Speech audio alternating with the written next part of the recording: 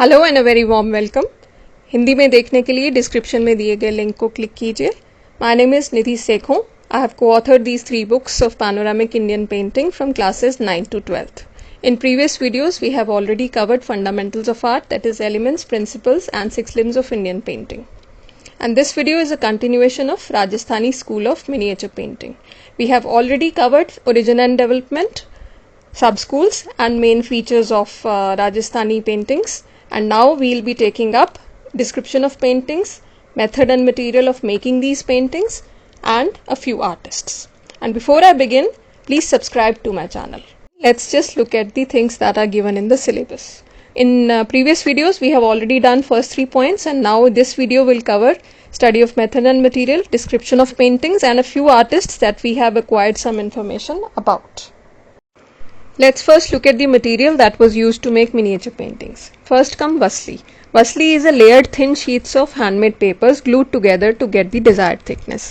Now the paste that they used to use as glue was a paste made by boiling flour or arrowroot into water.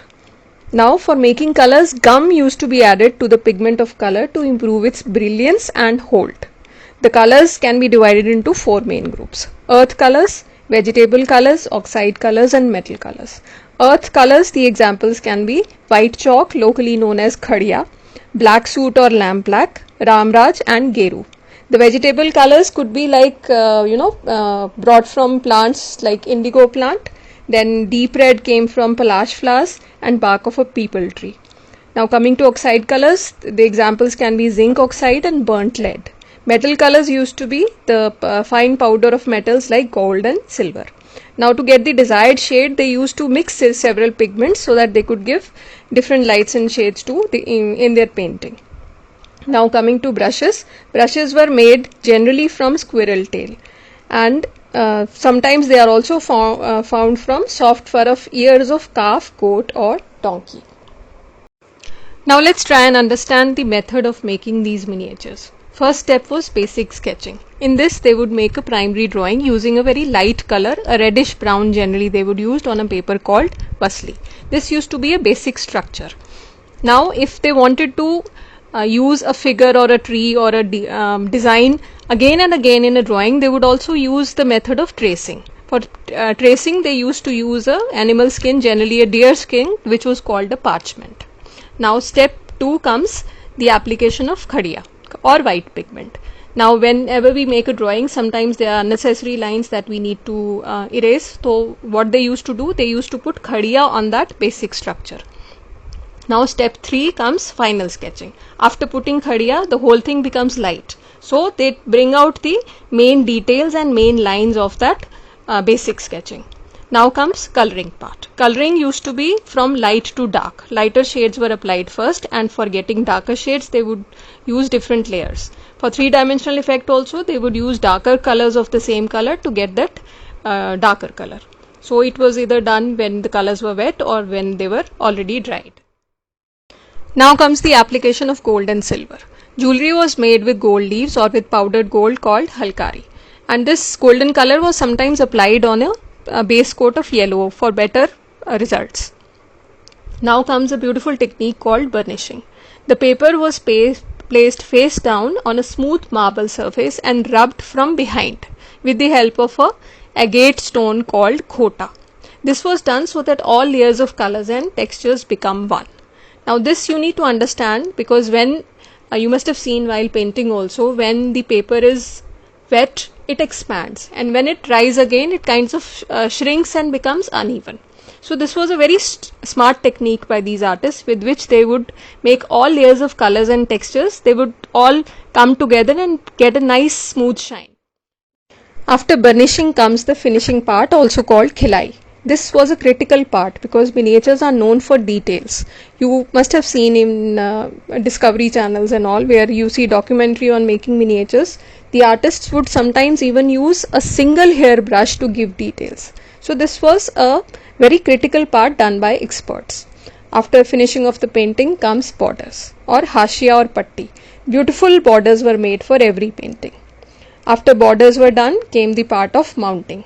The painter was finished here, so the picture was passed on to the artists for trimming or to the Vasligars for mounting. Now comes the writing part. The writing was done either above or behind the painting. The calligraphers were called Nakshnavis, and they used to write the part of the text or inscribe the name of the artist on the painting. Now, this whole painting activity was a group activity. It was a kind of teamwork in which the master artist would plan and compose a painting and do the preliminary drawings. Then the painting was passed on to his students, who used to be different experts for coloring, different people for portraiture, different people for architecture, landscape, animals, etc. They used to take over and do their small bits. Then after that, it was again sent to the master artist, who would put the finishing touches and do the details. Then was the task of a scribe, who would do the writing part on the space left specifically for him. All miniature schools, that is Rajasthani, Pahadi, Mughal and Deccan, they followed the similar procedure, but the names of steps can differ and availability of material also differed from region to region. So these small differences can occur, but the method was more or less similar to what we have done. Before proceeding to the description of painting, let's try and study a bit about the couple of artists of Rajasthan. First artist that we'll do is Sahibdeen. He was a Muslim painter who was heading the workshop of Maharana Jagat Singh I of Mewar Sub-School. In 1628, he did a Ragmala series, which is the personification of various ragas and raginis. He became famous after this, and his style dominated this Mewar Sub-School for the next 30 years. Sahibdeen was very multifaceted. He has good knowledge of languages like Sanskrit, Pali, Prakrit, and he also knew a lot about classical music, dance, architecture, flora and fauna, culture, customs and history of his region. He combined the elements of Mughal style with traditional Rajput style. In Yuddh Kand of Ramayana, he has used a very new technique, which is the technique of showing aerial perspective. At one place he has shown a war scene which is very wide, and he has shown it from the aerial perspective, due to which it looks very panoramic. It has a wide panorama, so you can see a lot of episodes in one scene. The main surviving works of Sahibdeen are series of Bhagwat Puran, illustrations of Yuddh Kand, Geet Govind by Jaydev and Rasik Priya of Keshav Das. The second artist is Nihal Chand. He was the chief painter at the court of Kishangarh during the reign of Raja Sawan Singh. Remember the ruler who used to write poetry under the pen name Nagri Das? Nihal Chand worked in Kishangarh for more than 10 years, and together with Raja Sawan Singh, he created the beautiful Radha, Panithani of Kishangarh. Nihal Chand used to paint king as Krishna and his mistress Panithani as Radha. These miniatures are a little larger in size as compared to other Rajasthani miniatures. Nihal Chand was a Vallabh sect follower, which is based on Krishna-centric philosophy, and he has used these themes mainly in his paintings. And Nihal Chand also worked in Delhi before coming to Kishangarh, and his main themes, main memorable works that you can write as examples are Panithani, then Radha and Krishna in the Port of Love, and Krishna celebrates Holi with Radha and the Gopis. To analyze and describe the paintings or any artwork, we need to answer these 6 simple questions. Who, why, when, where, what and how. Who means who made the painting. That is the name of the artist. Why means, was he ordered, was he given any money, was he commissioned, or who was the patron, who was the ruler. So why was this made? So we need to answer this question. Then comes when. When is the time period, the year when the painting or the artwork was made. Then comes where. Where can also be the location of the painting where it was made, or it can also be the location of the museum where it is now kept. Then comes what. What means what is there in the painting. That means what is the theme, what is the subject of the painting.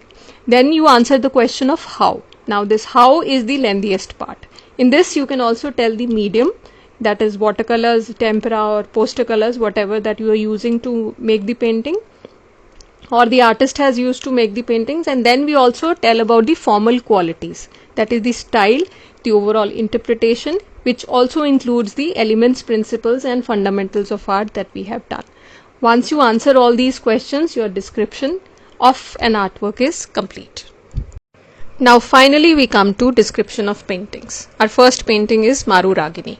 Artist's name is Sahibdeen, sub-school is Mewar, period is 1605 CE or 17th century AD. Medium is tempera, which is a watercolor medium on paper.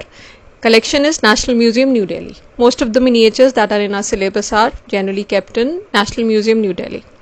And we need to do all these points as they are, and you have to remember them point wise, because these are to be mandatorily written in every description of painting, and they can also be part of MCQs which are now there in your exam.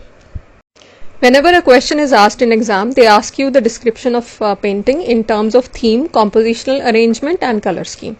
So we can divide the description into three main paragraphs. The first paragraph can include theme or subject matter, second can include description or compositional arrangement, and third can include color scheme. You can put headings or you may just write three paragraphs normally. In theme, we can write that this painting is from Ragmala series. Ragmala paintings are personifications of ragas and raginis in terms of a color, mood or a verse which describes the story of a hero and heroine, also called Nayak and Nayikas. In this painting, Sahibdeen has also combined the theme of Dhola Maru, which is a folk ballad in which Dhola is a prince and Maru is a princess. They had to go through a lot of struggles to finally be together, and in this scene they are shown as escaping together on a camel. In description, we can write that this is a royal couple set against a pale yellow background and light green foreground. Two male escorts are running along the camel, and they are holding sticks in their hands and armed. They are also armed with swords. The camel is very well decorated, and he also looks like the royal camel. A hunting dog is also seen running ahead of the two escorting males. One male attendant is leading the enthusiastic camel. Now, dresses of all figures are also made according to their ranks and their social status. The dresses of the royal couple are more elaborate, and attendants are looking simpler. The facial expressions are also shown with rhythmic lines, and the royal couple is looking at each other, and this emotion of love is also showing in that. Then Marushri Ragini is legible on top of the painting along with the other text. In color scheme, if you have noticed, these are all primary colors, that is red, yellow and blue, with white and a little bit of green in the foreground. There is a dark blue arch on top of the painting which is giving the necessary contrast and dominance to this royal couple. And there is also very smart use of transparent white in the whole composition. So in the end, we can say that this painting has been done very skillfully by the artist. Our second painting for Rajasthani school is Raja Anirudh Singh Hara. The artist is Utkal Ram. Medium is tempera, which is a watercolor medium again. Period is early 18th century AD. Sub-school is Bundi, and collection is again National Museum, New Delhi. Now, theme means what is there in the painting.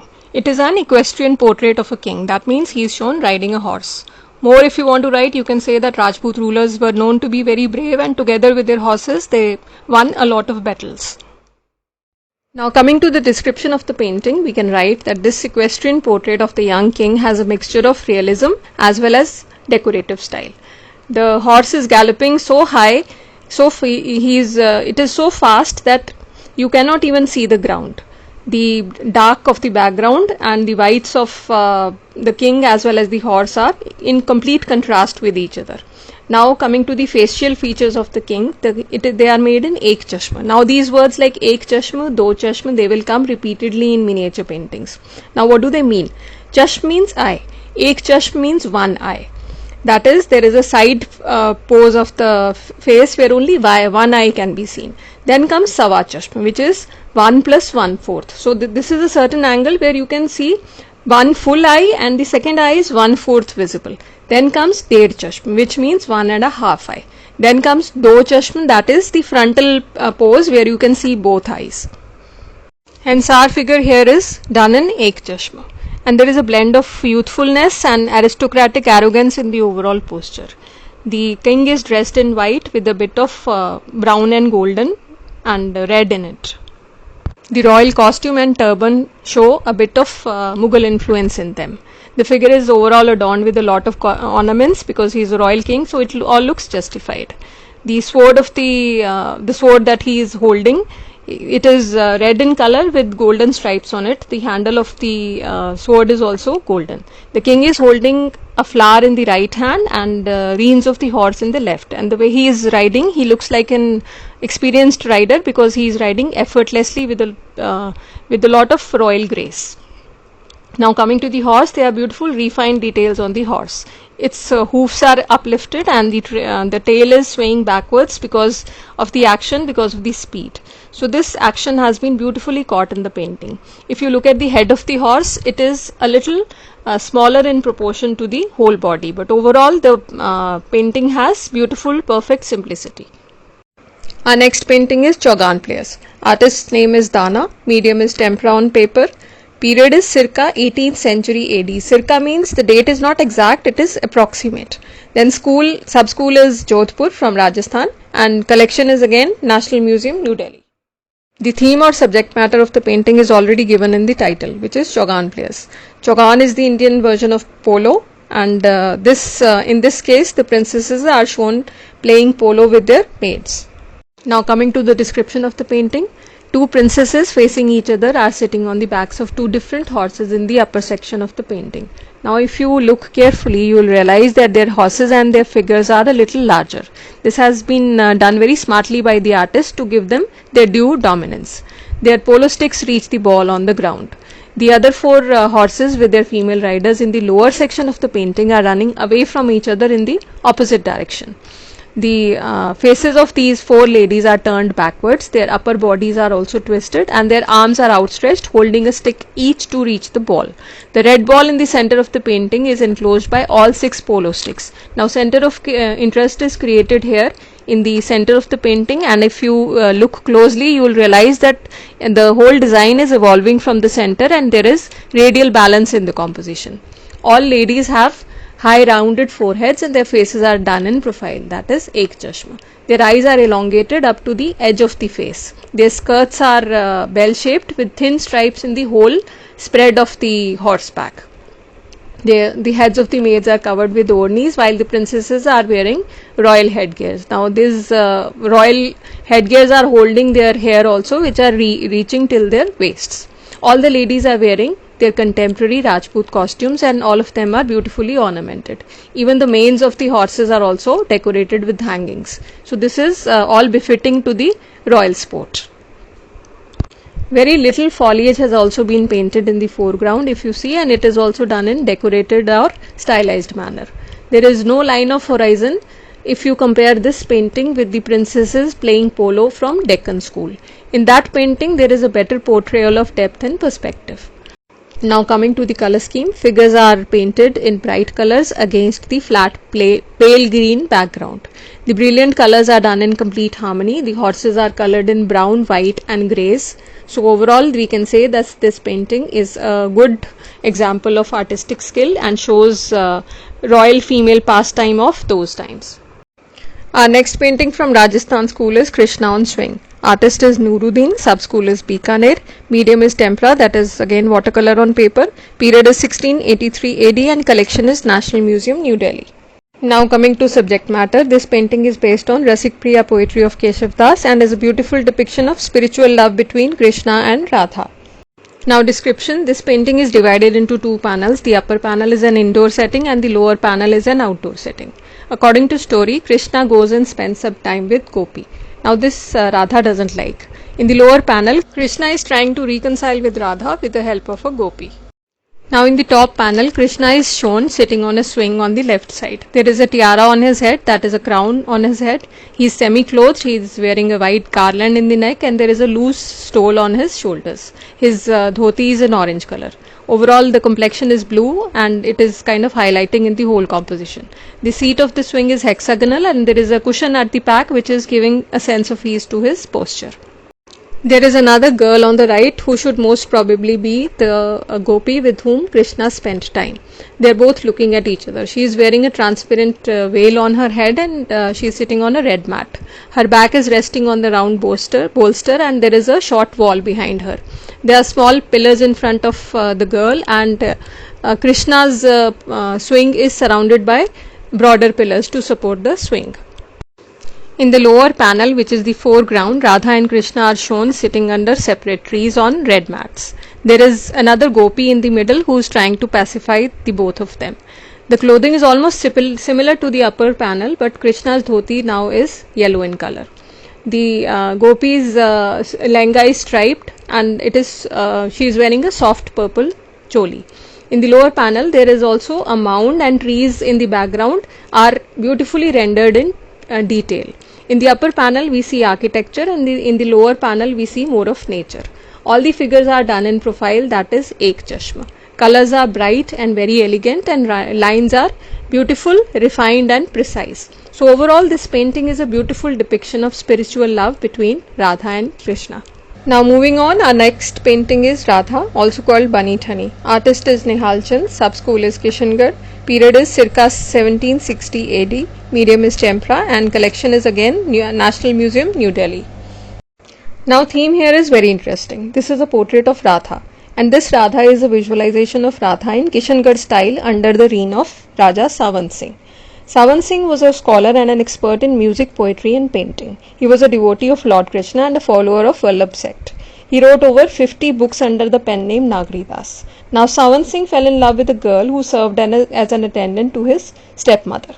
This girl, whose real name is not known, was called Bani Thani, which means beautifully dressed. She was also a great singer, dancer and a gifted poetess. And they both together, that is Raja Savant Singh and Bani Thani, they became very popular subjects for artists and they were portrayed as Radha and Krishna. Now this Radha of Kishangarh or Bani Thani by Nihal Chand is one of the most famous paintings of that time. Now we come to description along with color scheme. It is not necessary that you put description and color scheme separately everywhere. You can put them together to break the monotony. So now we come to this portrait. This portrait is a highly stylized version of Indian beauty. Now what is stylization? Stylization is a decorative style of painting in a conventional manner. So this is not a realistic portrait but a stylized portrait. Her face is ek chashma, that means she's been done in profile pose. Her nose is long and pointed, even the chin is pointed. The lips are well cut and they are slightly bulging out. The arch of the eyebrows is also exaggerated, forehead is high and sloping, and her eyes are compared to a wagtail. Wagtail means a khanjan pakshi in Hindi. And her eyes are sensuously half open and eyelids are also a little drooping. Her long wavy hair flow down from her shoulders to her waist, and a thick curling strand of hair are partly falling on her cheek. So this curly lock of hair is enhancing her whole beauty. Her fingers are long and tapering, and she is holding this pink lotus buds in her left hand. So this delicacy of lotus and delicacy of fingers are somehow complementing each other. She is also holding the edge of dupatta in her right hand very delicately, and her hands are slightly tinged with red color. Her dupatta is transparent, and there are small golden motifs that we can see, and we can also see her peachish complexion through this transparent dupatta. Since she was called Bani Thani, which means very fashionable and well dressed, her jewelry is also exemplary. Her neck piece is very elaborate, and the white color of the pearls is very striking. She is also wearing a nose ring, earrings, even armband, and a lot of bangles in her hand. And every part of jewelry has been made with absolute detail. And this jewelry is kind of accentuating her whole beauty. And if you see this jewelry, it is actually the reflection of taste and costumes of Rajput royalty of that time. Now the background is dark blue, and Radha is actually standing out in this overall dark background. The soft and delicate persona is actually the ideal of feminine beauty of classic Sanskrit literature, and this painting is an idol of womanhood, and it is undoubtedly the most striking creation of Nihal Chand of Kishangarh. Now we come to the last painting of Rajasthan miniatures. The name is Bharat Meets Ram at Chitrakoot. Artist is Kumman. Sub-school is Jaipur. Period is 18th century AD. Medium is tempera on paper, and collection is again National Museum, New Delhi. The subject matter of the painting is given in the title. It depicts a scene from Ramayana when Bharat comes to Chitrakoot to meet Ram with his three mothers and Guru Vishwamitra. It is a continuous narrative, which means that various episodes have been shown in one single scene. The background is same, but figures keep changing and the whole scene is described in a narrative. Now description. There are total 49 figures put in separate groups depicting different episodes of Ramayana. The story begins where three mothers are shown coming in with three wives of the princes moving towards the forest setting. On seeing the mothers, Ram, Lakshman and Sita are shown bowing down. Then Kaushalya rushes towards her son Ram and they both embrace each other. Ram is then shown respectfully greeting the other two mothers, which are Sumitra and Kaikeyi. Then he acknowledges the two sages and sits down to talk to them. When the sage Vishwamitra breaks the news of his father's demise, that is King Dashrath, Ram loses his conscience and falls on the ground.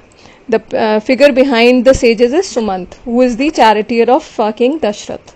Then the three mothers and the wives of Lakshman, Bharat and Shatrughan are shown talking to Sita.